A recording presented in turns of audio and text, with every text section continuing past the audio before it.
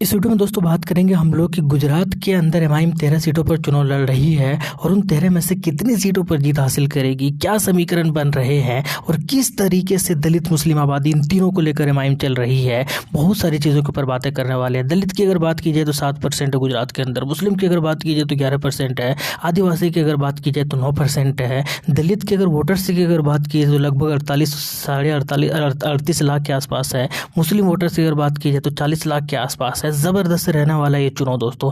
MIM बहुत अच्छा कर सकती है। कौन कौन सीटों पर, किस किस सीटों पर कौन कौन उम्मीदवार, आइए एक बार देख लेते हैं। पहले हम देख लेते हैं कि वो उम्मीदवार कौन कौन से हैं और कहां कहां से एमआईएम ने उम्मीदवार उतारे हैं। मानदेवी विधानसभा से जो है इकबाल साहब, भुज से जो है शकील शमा, वडगाम से जो है कपिलेश जी और सीधापुर से जो है अब्बास भाई, इसी तरीके से वेजलपुर से है जो है वो जैनब बीबी शेख, इसी तरीके से बापू नगर, ये तो खैर कांग्रेस में चले गए हैं। इसके दरियापुर से जो है हसन खान पठान, जमालपुर खड़िया से जो है साबिर काबली वाला, दानी लिमडा से जो है कौशिका परमार जी, इसी तरीके से मंगरोल से जो है सुलेमान पटेल, गोधरा से जो है मुफ्ती हसन साहब, सूरत से जो है वसीम कुरैशी, लिम्बियास से जो है अब्दुल बशीर शेख। ये तो उम्मीदवारों की झलकियाँ हैं, लेकिन हम सबसे पहले करेंगे पहले वो विधानसभा सीट जहाँ पर एमआईएम जीत सकती है। सबसे पहले अगर बात की जाए तो साबिर काबली वाला साहब खड़िया जमालपुर से। खड़िया जमालपुर की अगर बात की जाए तो पिछली बार 2017 में जब यहाँ पर चुनाव हुआ था तो यहाँ से इस जगह से जो है देखिए कांग्रेस की जीत हुई थी और इस बार जो है बीजेपी यहाँ पर सेकंड नंबर से रहे थे और कांग्रेस की जीत अच्छे खासे परसेंटेज के साथ हुआ था, लगभग 15% के आसपास। लेकिन इस बार जो है बहुत अजीब होने वाला है, बहुत अलग होने वाला है, क्योंकि ये जो साहब है साबिर काबली वाला साहब, ये पहले भी एमएलए से जो है सीट जीत चुके हैं, पहले भी एमएलए बन चुके हैं और इनका तजर्बा, इनका अनुभव जो है वो बहुत काम आने वाला है। हालांकि गुजरात के प्रदेश अध्यक्ष है, ये सपोर्ट ज़बरदस्त है लोगों का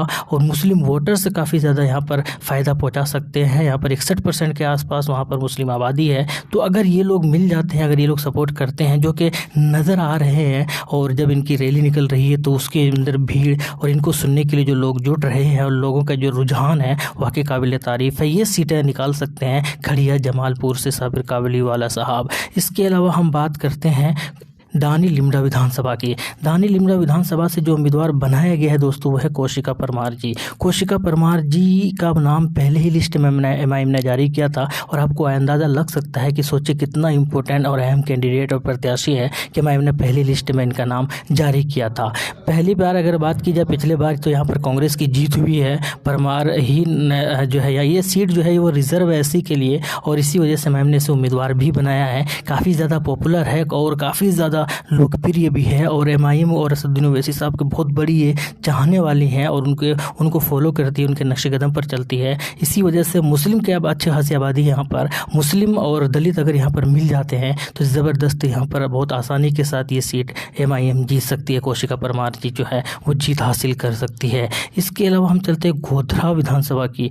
गोधरा विधानसभा की अगर बात की जाए दोस्तों, यहाँ पर क्या क्या फैक्टर है वो मैं आपको बता दूँ। सबसे पहले पिछले बार की अगर बात की जाए तो बीजेपी की जीत हुई थी और बीजेपी यहाँ पर मेयर भी लगातार बनाते हुए आ रही थी बहुत सारे सालों से। लेकिन इस बार जब निकाय चुनाव हुआ था तो गोधरा के अंदर ही जो है एमआईएम की ने बहुत चालाकी से और अच्छा पॉलिटिक्स और अच्छा सियासी का जो नज़ारा पेश करते हुए यहाँ पर बीजेपी को हटाकर खुद यहाँ पर गठबंधन के साथ मेयर बनाए थे। तो कुल मिलाकर यहाँ पर जो उम्मीदवार हैं वो मुफ्ती हसन साहब जो इनको बनाया गया है, मुफ्ती साहब को टिकट दिया गया है। अनुभव है, एक अच्छा मुस्लिम आबादी है ये और यहाँ पर मेयर है, यानी ग्राउंड लेवल पर एमआईएम के लिए काम हो रहा है और एमआईएम का सपोर्ट भी है, एमआईएम के सपोर्ट से ही यहाँ पर मेयर भी बना है। तो कुल मिलाकर ये तीनों चीज़ों के कॉम्बिनेशन मिश्रण से जो है एमआईएम ये सीट यहाँ पर निकाल सकती है। मुफ्ती साहब की जीत हो सकती है और गोधरा विधानसभा जो है इतिहास रचा जा सकता है। जिस तरीके से निकाय चुनाव के अंदर यहाँ पर इतिहास रचाया गया था, जिस तरीके से यहाँ पर मेयर बनाकर एमआईएम काफ़ी ज़्यादा सुर्खियाँ बटोरी थी और सब कुछ उलट पलट कर दिया था, सबको आश्चर्य कर दिया था कि किस तरीके से एमआईएम ने गोधरा के अंदर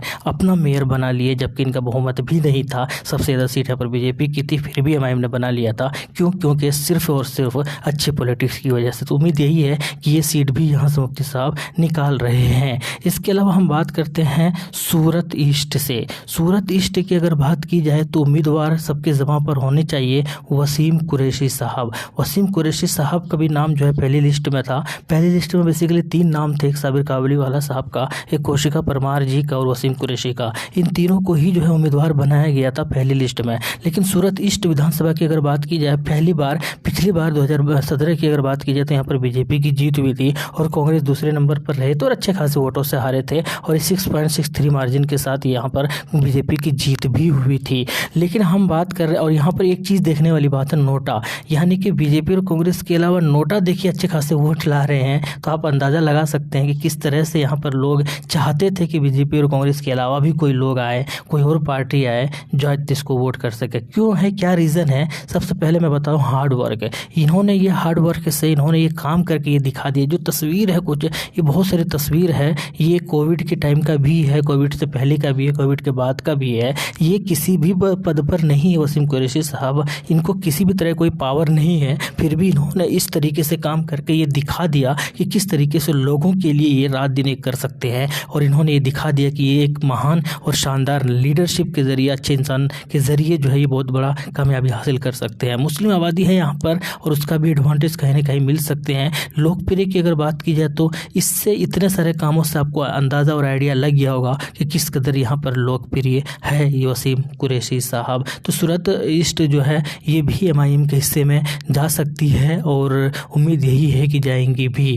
इसके अलावा हम बात करते हैं भूज विधानसभा की। भूज विधानसभा की अगर बात की जाए दोस्तों तो एक ऐसे साहब को उम्मीदवार बनाया गया है जो आपको यकीन नहीं होगा कि कितने शकील समा साहब एक ज़बरदस्त और शानदार जो है नेता बनकर निकले हैं। वाइस प्रेसिडेंट भी है ये गुजरात के और काफ़ी ज़्यादा युवाओं में पॉपुलैरिटी है इनकी, युवाओं के लिए एक ज़बरदस्त आइकॉन बनकर निकले हैं। शानदार कारकर्दगी कर रहे हैं, अच्छे खासे यहाँ पर जो है मुस्लिम आबादी भी है और उसका एडवांटेज इनको भी मिल सकता है। सपोर्ट भी अच्छा खासा है, बाकी दूसरे लोगों का भी सपोर्ट है, कांग्रेस के कुछ लोगों का सपोर्ट है और ऐसा माना जा रहा है कि यहाँ पर एमआईएम की इस कैंडिडेट की शकील समा साहब की जो है जो जीत हो सकती है। पिछली बार जो है वो बीजेपी की जीत हुई, यहाँ पर कांग्रेस दूसरे नंबर पर रहे थे और उम्मीद यही है कि हमेशा की तरह, हर बार की तरह जो है कांग्रेस यहाँ पर एक बार फिर से रोना नहीं रोएगी और इस उम्मीदवार की भी जो है जीत हो जाएगी इस बार एआईएमआईएम पार्टी के गुजरात के अंदर।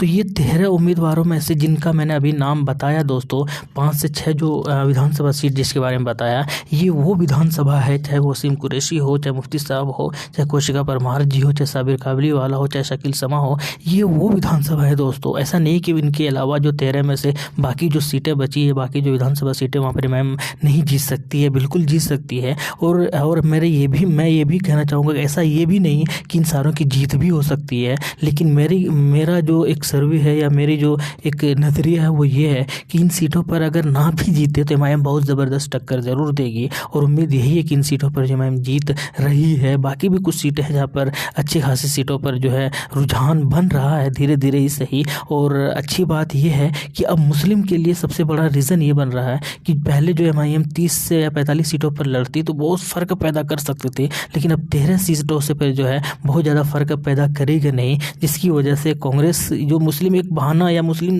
के लिए जो कांग्रेस ये बोलती थी कि भाई जो वोटों का बंटवारा होगा, तो अब इससे यही होगा कि 13 सीटों पर एमआईएम को लड़ना दीजिए, बाकी सीटों पर आप कांग्रेस खुद लड़िए, खुद जीतिए, कोई फ़र्क नहीं पड़ता। तो उम्मीद यही है कि वीडियो आपको पसंद आया होगा। कमेंट सेक्शन में बताइएगा ज़रूर कैसा लगा ये वीडियो और वीडियो को ज़रूर लाइक कीजिएगा। शुक्रिया।